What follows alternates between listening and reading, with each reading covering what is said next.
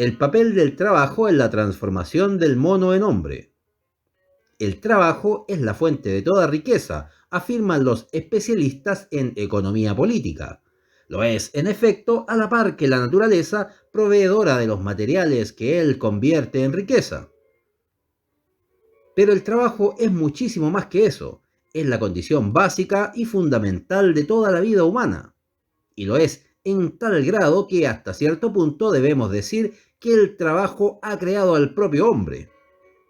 Hace muchos centenares de miles de años, en una época aún no establecida definitivamente, de aquel periodo del desarrollo de la Tierra que los geólogos denominan terciario, probablemente a fines de este periodo vivía en algún lugar de la zona tropical, quizás en un extenso continente hoy desaparecido en las profundidades del Océano Índico, una raza de monos antropomorfos extraordinariamente desarrollada. Darwin nos ha dado una descripción aproximada de estos antepasados nuestros. Estaban totalmente cubiertos de pelo, tenían barba, orejas puntiagudas, vivían en los árboles y formaban manadas. Es de suponer que como consecuencia directa de su género de vida, por el que las manos al trepar tenían que desempeñar funciones distintas a las de los pies, estos monos se fueron acostumbrando a prescindir de ellas al caminar por el suelo y empezaron a adoptar más y más una posición erecta. Fue el paso decisivo para el tránsito del mono al hombre. Todos los monos antropomorfos que existen hoy día pueden permanecer en posición erecta y caminar, apoyándose únicamente en sus pies, pero lo hacen solo en caso de extrema necesidad y además con suma torpeza. Caminan habitualmente en actitud semierecta y su marcha incluye el uso de las manos. La mayoría de estos monos apoyan en el suelo los nudillos y encogiendo las piernas, hacen avanzar el cuerpo por entre sus largos brazos, como un cojo que camina con muletas. En general, aún hoy podemos observar entre los monos todas las formas de transición entre la marcha a cuatro patas y la marcha en posición erecta, pero para ninguno de ellos esta última ha pasado de ser un recurso circunstancial. Y puesto que la posición erecta había de ser para nuestros peludos antepasados primero una norma y luego una necesidad, de aquí se desprende que por aquel entonces las manos tenían que ejecutar funciones cada vez más variadas. Incluso entre los monos existe ya cierta división de funciones entre los pies y las manos. Como hemos señalado más arriba, durante la trepa las manos son utilizadas de distinta manera que los pies. Las manos sirven fundamentalmente para recoger y sostener los alimentos, como lo hacen ya algunos mamíferos inferiores, con sus patas delanteras. Ciertos monos se ayudan de las manos para construir nidos en los árboles, y algunos, como el chimpancé, llegan a construir tejadillos entre las ramas para defenderse de las inclemencias del tiempo. La mano les sirve para empuñar garrotes, con los que se defienden de sus enemigos, o para bombardear a estos con frutos y piedras. Cuando se encuentran en la cautividad, realizan con las manos varias operaciones sencillas que copian de los hombres. Pero aquí es precisamente donde se ve cuán grande es la distancia que separa la mano primitiva de los monos, incluso la de los antropoides superiores, de la mano del hombre, perfeccionada por el trabajo durante centenares de miles de años. El número y la disposición general de los huesos y de los músculos son los mismos en el mono y en el hombre, pero la mano del salvaje más primitivo es capaz de ejecutar centenares de operaciones que no pueden ser realizadas por la mano de ningún mono. Ni una sola mano simiesca ha construido jamás un cuchillo de piedra, por tosco que fuese. Por eso, las funciones para las que nuestros antepasados fueron adaptando poco a poco sus manos durante los muchos miles de años que dura el periodo de transición del mono al hombre, solo pudieron ser, en un principio, funciones sumamente sencillas.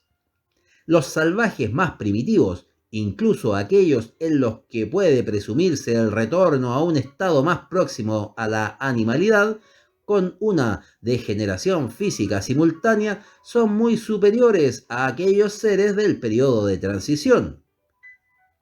Antes de que el primer trozo de sílex hubiese sido convertido en cuchillo por la mano del hombre, debió haber pasado un periodo de tiempo tan largo que en comparación con él, el periodo histórico conocido por nosotros resulta insignificante. Pero se había dado ya el paso decisivo. La mano era libre y podía adquirir ahora cada vez más destreza y habilidad. Y esta mayor flexibilidad adquirida se transmitía por herencia y se acrecía de generación en generación. Vemos pues que la mano no es sólo el órgano del trabajo, es también producto de él. Únicamente por el trabajo, por la adaptación a nuevas y nuevas funciones, por la transmisión hereditaria del perfeccionamiento especial así adquirido por los músculos, los ligamentos y en un periodo más largo también por los huesos, y por la aplicación siempre renovada de estas habilidades heredadas a funciones nuevas y cada vez más complejas, ha sido como la mano del hombre ha alcanzado ese grado de perfección que la ha hecho capaz de dar vida, como por arte de magia, a los cuadros de Rafael, a las estatuas de Thorwalden y a la música de Paganini. Pero la mano no era algo con existencia propia e independiente, era únicamente un miembro de un organismo entero y sumamente complejo. Y lo que beneficiaba a la mano beneficiaba también a todo el cuerpo servido por ella y lo beneficiaba en dos aspectos. Primeramente, en virtud de la ley que Darwin llamó de la correlación del crecimiento. Según esta ley, ciertas formas de las distintas partes de los seres orgánicos siempre están ligadas a determinadas formas de otras partes, que aparentemente no tienen ninguna relación con las primeras.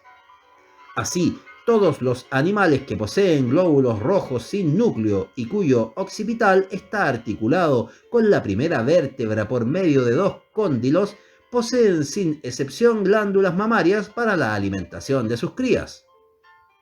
Así también, la pezuña hendida de ciertos mamíferos va ligada por regla general a la presencia de un estómago multiocular adaptado a la rumia. Las modificaciones experimentadas por ciertas formas provocan cambios en la forma de otras partes del organismo, sin que estemos en condiciones de explicar tal conexión. Los gatos totalmente blancos y de ojos azules son siempre o casi siempre sordos. El perfeccionamiento gradual de la mano del hombre y la adaptación concomitante de los pies a la marcha en posición erecta repercutieron indudablemente en virtud de dicha correlación sobre otras partes del organismo. Sin embargo, esta acción aún está tan poco estudiada que aquí no podemos más que señalarla en términos generales. Mucho más importante es la reacción directa posible de demostrar del desarrollo de la mano sobre el resto del organismo. Como ya hemos dicho, nuestros antepasados simiescos eran animales que vivían en manadas. Evidentemente, no es posible buscar el origen del hombre, el más social de los animales, en unos antepasados inmediatos que no viviesen congregados. Con cada nuevo progreso, el dominio sobre la naturaleza que comenzara por el desarrollo de la mano, con el trabajo iba ampliando los horizontes del hombre, haciéndole descubrir constantemente en los objetos nuevas propiedades hasta entonces desconocidas. Por otra parte, el desarrollo del trabajo, al multiplicar los casos de ayuda mutua y de actividad conjunta, y al mostrar así las ventajas de esta actividad conjunta para cada individuo, tenía que contribuir forzosamente a agrupar aún más a los miembros de la sociedad.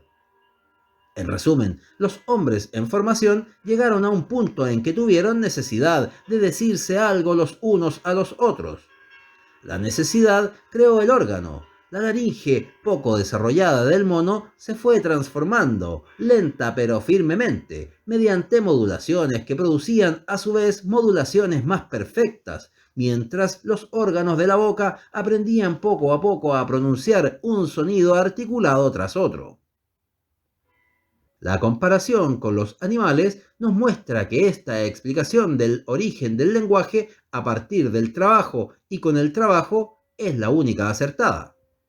Lo poco que los animales, incluso los más desarrollados, tienen que comunicarse los unos a los otros puede ser transmitido sin el concurso de la palabra articulada. Ningún animal en estado salvaje se siente perjudicado por su incapacidad de hablar o de comprender el lenguaje humano. Pero la situación cambia por completo cuando el animal ha sido domesticado por el hombre. El contacto con el hombre ha desarrollado en el perro y en el caballo un oído tan sensible al lenguaje articulado que estos animales pueden, dentro del marco de sus representaciones, llegar a comprender cualquier idioma. Además, pueden llegar a adquirir sentimientos desconocidos antes por ellos, como son el apego al hombre, el sentimiento de gratitud, etc. Quien conozca bien a estos animales difícilmente podrá escapar a la convicción de que en muchos casos esta incapacidad de hablar es experimentada ahora por ellos como un defecto. Desgraciadamente, este defecto no tiene remedio, pues sus órganos vocales se hallan demasiado especializados en determinada dirección. Sin embargo, cuando existe un órgano apropiado, esta incapacidad puede ser superada dentro de ciertos límites. Los órganos bucales de las aves se distinguen en forma radical de los del hombre, y sin embargo, las aves son los únicos animales que pueden aprender a hablar, y el ave de voz más repulsiva, el loro, es la que mejor habla. Y no importa que se nos objete diciéndonos que el loro no entiende lo que dice.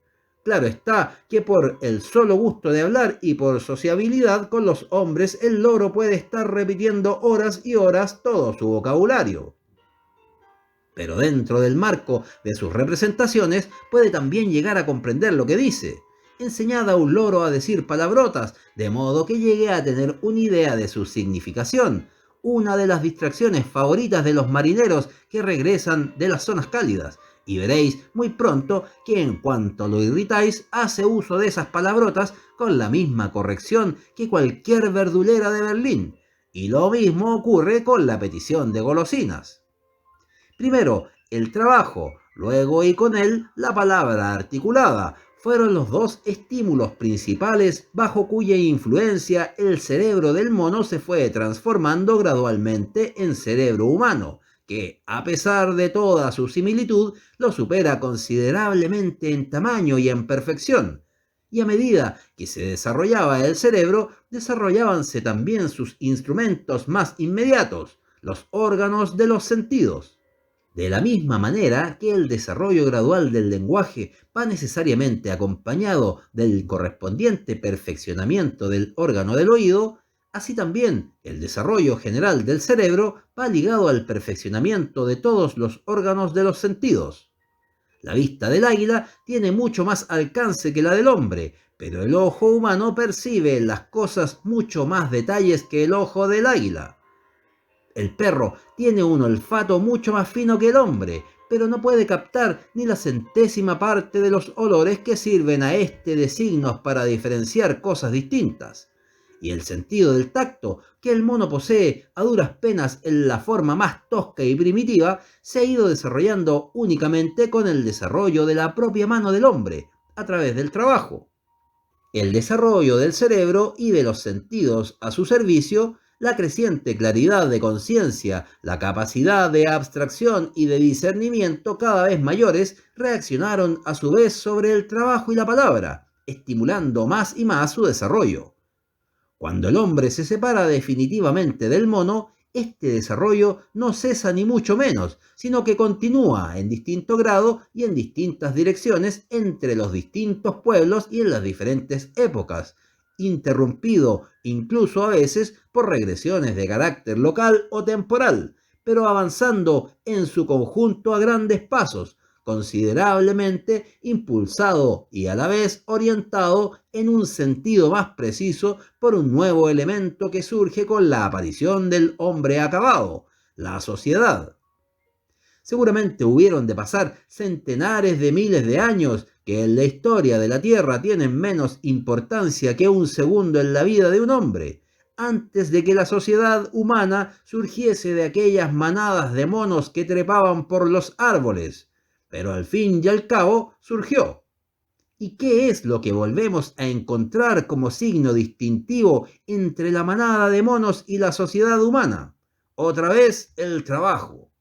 La manada de monos se contentaba con devorar los alimentos de un área que determinaban las condiciones geográficas o la resistencia de las manadas vecinas.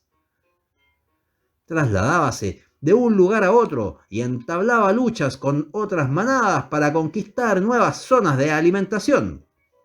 Pero era incapaz de extraer de estas zonas más de lo que la naturaleza buenamente le ofrecía, si exceptuamos la acción inconsciente de la manada al abonar el suelo con sus excrementos. Cuando fueron ocupadas todas las zonas capaces de proporcionar alimento, el crecimiento de la población simiesca fue ya imposible. En el mejor de los casos, el número de sus animales podía mantenerse al mismo nivel. Pero todos los animales son unos grandes despilfarradores de alimentos. Además, con frecuencia destruyen en germen la nueva generación de reservas alimenticias. A diferencia del cazador, el lobo no respeta la cabra montés que habría de proporcionarle cabritos al año siguiente.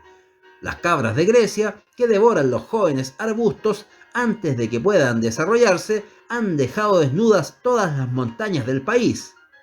Esta explotación rapaz llevada a cabo por los animales desempeña un gran papel en la transformación gradual de las especies, al obligarlas a adaptarse a unos alimentos que no son los habituales para ellas,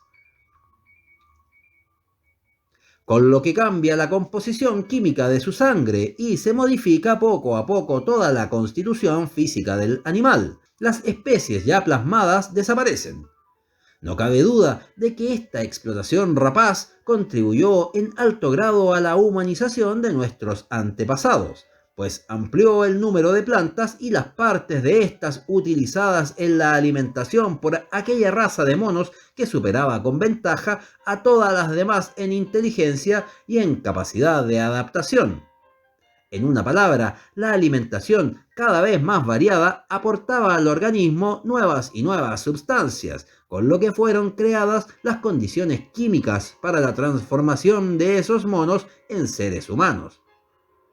Pero todo esto no era trabajo en el verdadero sentido de la palabra. El trabajo comienza con la elaboración de instrumentos.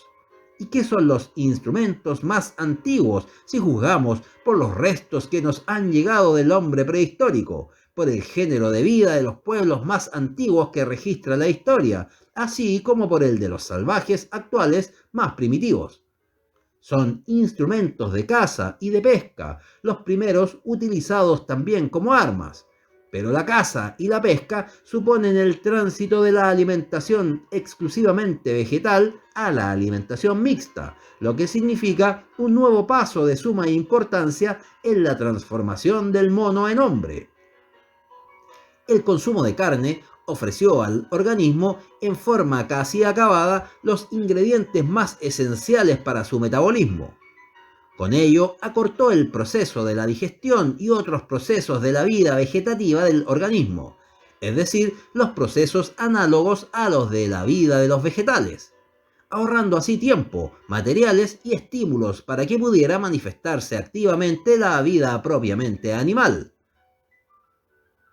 Y cuanto más se alejaba el hombre en formación del reino vegetal, más se elevaba sobre los animales.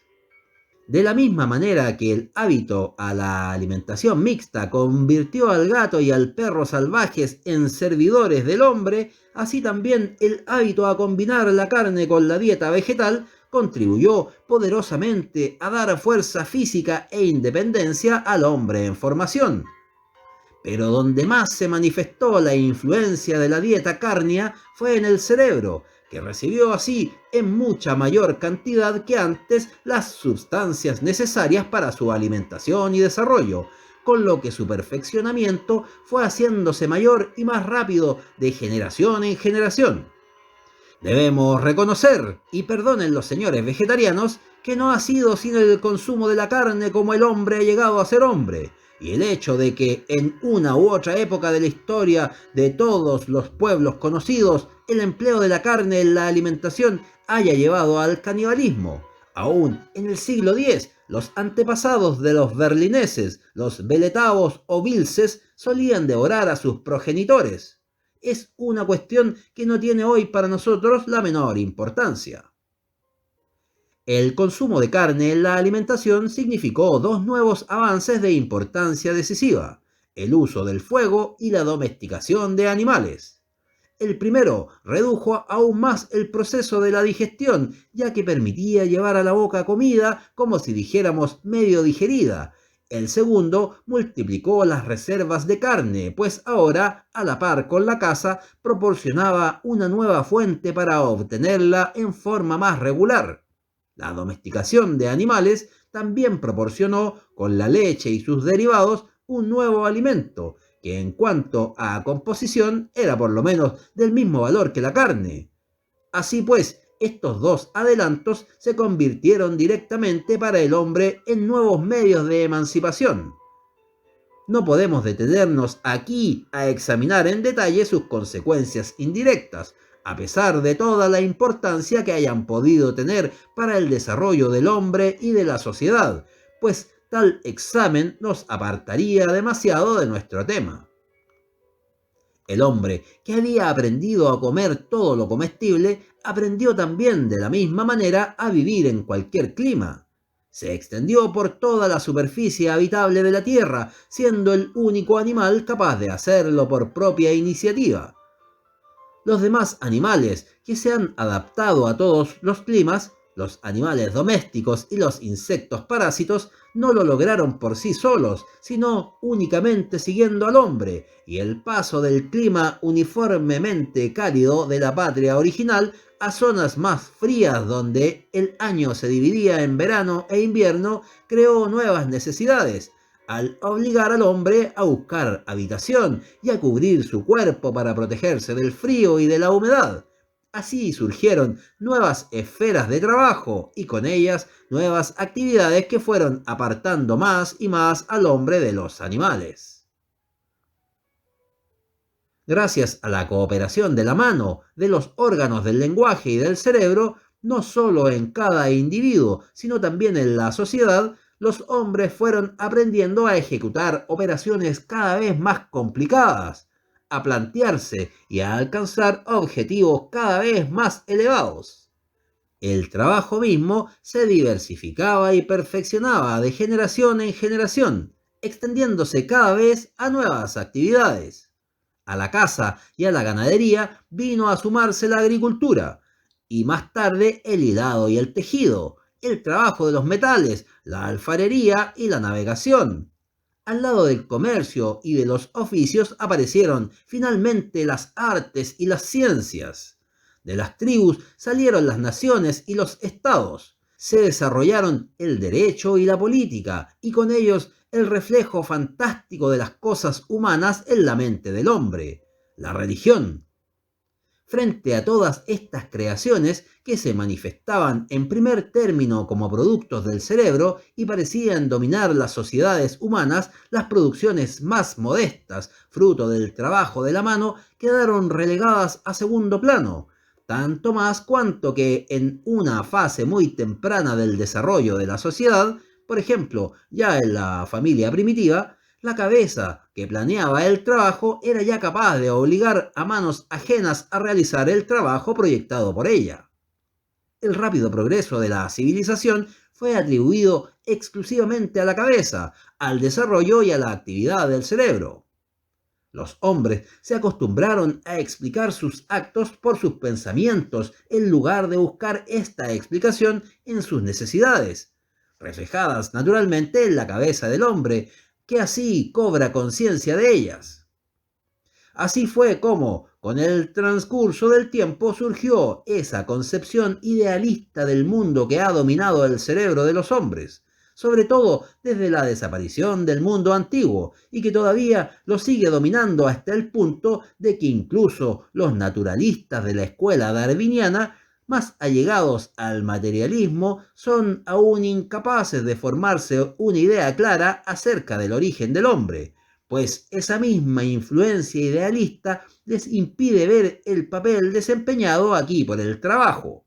Los animales, como ya hemos indicado de pasada, también modifican con su actividad la naturaleza exterior, aunque no en el mismo grado que el hombre, y estas modificaciones provocadas por ellos en el medio ambiente repercuten, como hemos visto, en sus originadores, modificándolos a su vez. En la naturaleza nada ocurre en forma aislada, cada fenómeno afecta a otro y es a su vez influenciado por este. Y es generalmente el olvido de este movimiento y de esta interacción universal lo que impide a nuestros naturalistas percibir con claridad las cosas más simples. Ya hemos visto cómo las cabras han impedido la repoblación de los bosques en Grecia. En Santa Elena, las cabras y los cerdos desembarcados por los primeros navegantes llegados a la isla exterminaron casi por completo la vegetación allí existente, con lo que prepararon el suelo para que pudieran multiplicarse las plantas llevadas más tarde por otros navegantes y colonizadores. Pero la influencia duradera de los animales sobre la naturaleza que los rodea es completamente involuntaria y constituye, por lo que a los animales se refiere, un hecho accidental. Pero cuanto más se alejan los hombres de los animales, más adquiere su influencia sobre la naturaleza el carácter de una acción intencional y planeada, cuyo fin es lograr objetivos proyectados de antemano. Los animales destrozan la vegetación del lugar sin darse cuenta de lo que hacen. Los hombres, en cambio, cuando destruyen la vegetación, lo hacen con el fin de utilizar la superficie que queda libre para sembrar cereales, plantar árboles o cultivar la vid, conscientes de que la cosecha que obtengan superará varias veces lo sembrado por ellos. El hombre traslada de un país a otro plantas útiles y animales domésticos, modificando así la flora y la fauna de continentes enteros. Más aún, las plantas y los animales cultivadas aquellas y criados estos en condiciones artificiales sufren tales modificaciones bajo la influencia de la mano del hombre que se vuelven irreconocibles. Hasta hoy día no han sido hallados aún los antepasados silvestres de nuestros cultivos cerealistas. Aún no ha sido resuelta la cuestión de saber cuál es el animal que ha dado origen a nuestros perros actuales, tan distintos unos de otros, o a las actuales razas de caballos, también tan numerosas. Por lo demás, de suyo se comprende que no tenemos la intención de negar a los animales la facultad de actuar en forma planificada, de un modo premeditado. Por el contrario, la acción planificada existe en germen donde quiera que el protoplasma, la albúmina viva, exista y reaccione, es decir, realice determinados movimientos, aunque sean los más simples en respuesta a determinados estímulos del exterior. Esta reacción se produce, no digamos ya en la célula nerviosa, sino incluso cuando aún no hay célula de ninguna clase. El acto mediante el cual las plantas insectívoras se apoderan de su presa aparece también hasta cierto punto como un acto planeado, aunque se realice de un modo totalmente inconsciente. La facultad de realizar actos conscientes y premeditados se desarrolla en los animales en correspondencia con el desarrollo del sistema nervioso y adquiere ya en los mamíferos un nivel bastante elevado. Durante la caza inglesa de la zorra puede observarse siempre la infalibilidad con que la zorra utiliza su perfecto conocimiento del lugar para ocultarse a sus perseguidores, y lo bien que conoce y sabe aprovechar todas las ventajas del terreno para despistarlos. Entre nuestros animales domésticos que han llegado a un grado más alto de desarrollo gracias a su convivencia con el hombre, pueden observarse a diario actos de astucia, equiparables a los de los niños, pues lo mismo que el desarrollo del embrión humano en el claustro materno es una repetición abreviada de toda la historia del desarrollo físico seguido a través de millones de años por nuestros antepasados del reino animal, a partir del gusano, así también el desarrollo mental del niño representa una repetición aún más abreviada del desarrollo intelectual de esos mismos antepasados, en todo caso de los menos remotos. Pero ni un solo acto planificado de ningún animal ha podido imprimir en la naturaleza el sello de su voluntad. Solo el hombre ha podido hacerlo. Resumiendo, lo único que pueden hacer los animales es utilizar la naturaleza exterior y modificarla por el mero hecho de su presencia en ella. El hombre, en cambio, modifica la naturaleza y la obliga así a servirle, la domina. Y esta es, en última instancia, la diferencia esencial que existe entre el hombre y los demás animales, diferencia que, una vez más, viene a ser efecto del trabajo. Sin embargo, no nos dejamos llevar del entusiasmo ante nuestras victorias sobre la naturaleza. Después de cada una de estas victorias, la naturaleza toma su venganza. Bien es verdad que las primeras consecuencias de estas victorias son las previstas por nosotros, pero en segundo y en tercer lugar aparecen unas consecuencias muy distintas, totalmente imprevistas y que a menudo anulan las primeras. Los hombres que en Mesopotamia, Grecia, Asia Menor y otras regiones talaban los bosques para obtener tierra de labor, ni siquiera podían imaginarse que, al eliminar con los bosques los centros de acumulación y reserva de humedad, estaban sentando las bases de la actual aridez de esas tierras. Los italianos de los Alpes, que talaron en las laderas meridionales los bosques de pinos conservados con tanto celo en las laderas septentrionales, no tenían idea de que con ello destruían las raíces de la industria lechera de su región, y mucho menos podían prever que al proceder así dejaban la mayor parte del año sin agua a sus fuentes de montaña, con lo que les permitían, al llegar el periodo de las lluvias, vomitar con tanta mayor furia sus torrentes sobre la planicie. Los que difundieron el cultivo de la patata en Europa no sabían que con este tubérculo farináceo difundían a la vez la escrofulosis. Así, a cada paso, los hechos nos recuerdan que nuestro dominio sobre la naturaleza no se parece en nada al dominio de un conquistador sobre el pueblo conquistado, que no es el dominio de alguien situado fuera de la naturaleza, sino que nosotros, por nuestra carne, nuestra sangre y nuestro cerebro, pertenecemos a la naturaleza. Nos encontramos en su seno y todo nuestro dominio sobre ella consiste en que, a diferencia de los demás seres, somos capaces de conocer sus leyes y de aplicarlas adecuadamente.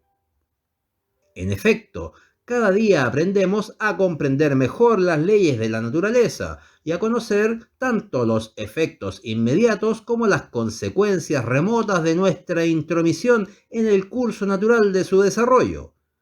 Sobre todo después de los grandes progresos logrados en este siglo por las ciencias naturales, nos hallamos en condiciones de prever y por tanto de controlar cada vez mejor las remotas consecuencias naturales de nuestros actos, en la producción por lo menos de los más corrientes. Y cuanto más sea esto una realidad, más sentirán y comprenderán los hombres su unidad con la naturaleza, y más inconcebible será esa idea absurda y antinatural de la antítesis entre el espíritu y la materia. El hombre y la naturaleza, el alma y el cuerpo, idea que empieza a difundirse por Europa a raíz de la decadencia de la antigüedad clásica y que adquiere su máximo desenvolvimiento en el cristianismo. Mas, si han sido precisos miles de años para que el hombre aprendiera en cierto grado a prever las remotas consecuencias naturales de sus actos dirigidos a la producción, mucho más le costó aprender a calcular las remotas consecuencias sociales de esos mismos actos. Ya hemos hablado más arriba de la patata y de sus consecuencias en cuanto a la difusión de la escrofulosis. Pero, ¿qué importancia puede tener la escrofulosis comparada con los efectos que sobre las condiciones de vida de las masas del pueblo de países enteros ha tenido la reducción de la dieta de los trabajadores a simples patatas, con el hambre que se extendió en 1847 por Irlanda a consecuencia de una enfermedad de este tubérculo y que llevó a la tumba a 1 millón de irlandeses que se alimentaban exclusivamente o casi exclusivamente de patatas y obligó a emigrar allende el océano a otros 2 millones. Cuando los árabes aprendieron a destilar el alcohol, ni siquiera se les ocurrió pensar que habían creado una de las armas principales con que habría de ser exterminada la población indígena del continente americano, aún desconocido en aquel entonces. Y cuando Colón descubrió más tarde América, no sabía que a la vez daba nueva vida a la esclavitud desaparecida desde hacía mucho tiempo en Europa, y sentaba las bases de la trata de negros. Los hombres que en los siglos XVII y XVIII trabajaron para crear la máquina de vapor no sospechaban que estaban creando un instrumento que habría de subvertir más que ningún otro las condiciones sociales en todo el mundo, y que, sobre todo en Europa, al concentrar la riqueza en manos de una minoría y al privar de toda propiedad a la inmensa mayoría de la población, habría de proporcionar primero el dominio social y político a la burguesía y provocar después la lucha de clases entre la burguesía y el proletariado, lucha que solo puede terminar con el derrocamiento de la burguesía y la abolición de todos los antagonismos de clase. Pero también aquí, aprovechando una experiencia larga y a veces cruel, confrontando y analizando los materiales proporcionados por la historia, vamos aprendiendo poco a poco a conocer las consecuencias sociales indirectas y más remotas de nuestros actos en la producción, lo que nos permite extender también a estas consecuencias nuestro dominio y nuestro control. Sin embargo, para llevar a cabo este control se requiere algo más que el simple conocimiento. Hace falta una revolución que transforme por completo el modo de producción existente hasta hoy día y con él el orden social vigente. Todos los modos de producción que han existido hasta el presente solo buscaban el efecto útil del trabajo en su forma más directa e inmediata. No hacían el menor caso de las consecuencias remotas que solo aparecen más tarde y cuyo efecto se manifiesta únicamente gracias a un proceso de repetición y acumulación gradual. La primitiva propiedad comunal de la tierra correspondía por un lado a un estado de desarrollo de los hombres en que el horizonte de estos quedaba limitado por lo general a las cosas más inmediatas, y presuponía, por otro lado, cierto excedente de tierras libres, que ofrecía cierto margen para neutralizar los posibles resultados adversos de esta economía positiva. Al agotarse el excedente de tierras libres, comenzó la decadencia de la propiedad comunal. Todas las formas más elevadas de producción que vinieron después condujeron a la división de la población en clases diferentes, y por tanto el antagonismo entre las clases dominantes y las clases oprimidas. En consecuencia, los intereses de las clases dominantes se convirtieron en el elemento propulsor de la producción, en cuanto ésta no se limitaba a mantener bien que mal la mísera existencia de los oprimidos. Donde esto haya su expresión más acabada es en el modo de producción capitalista que prevalece hoy en la Europa occidental. Los capitalistas individuales que dominan la producción y el cambio solo pueden ocuparse de la utilidad más inmediata de sus actos. Más aún, incluso esta misma utilidad, por cuanto se trata de la utilidad de la mercancía producida o cambiada, pasa por completo a segundo plano, apareciendo como único incentivo la ganancia obtenida en la venta. La ciencia social de la burguesía, la economía política clásica, solo se ocupa preferentemente de aquellas consecuencias sociales que constituyen el objetivo inmediato de los actos realizados por los hombres en la producción y el cambio.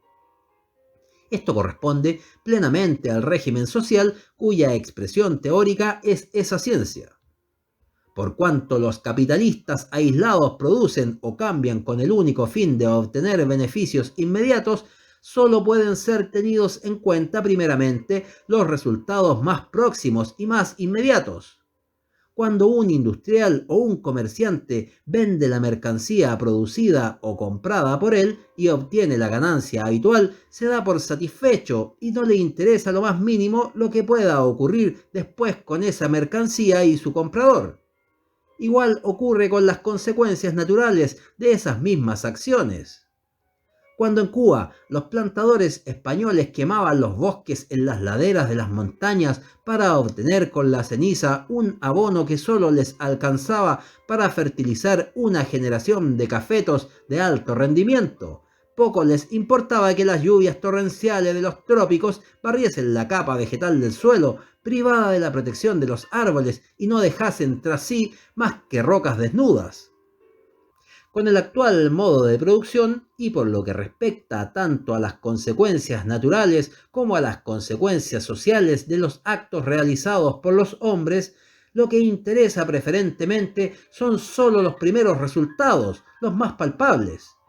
Y luego hasta se manifiesta extrañeza de que las consecuencias remotas de las acciones que perseguían esos fines resulten ser muy distintas, y en la mayoría de los casos hasta diametralmente opuestas, de que la armonía entre la oferta y la demanda se convierta en su antípoda, como nos lo demuestra el curso de cada uno de esos ciclos industriales de 10 años, y como han podido convencerse de ellos los que con el crack han vivido en Alemania un pequeño preludio, de que la propiedad privada basada en el trabajo de uno mismo se convierta necesariamente al desarrollarse en la desposesión de los trabajadores de toda propiedad, mientras toda la riqueza se concentra más y más en manos de los que no trabajan.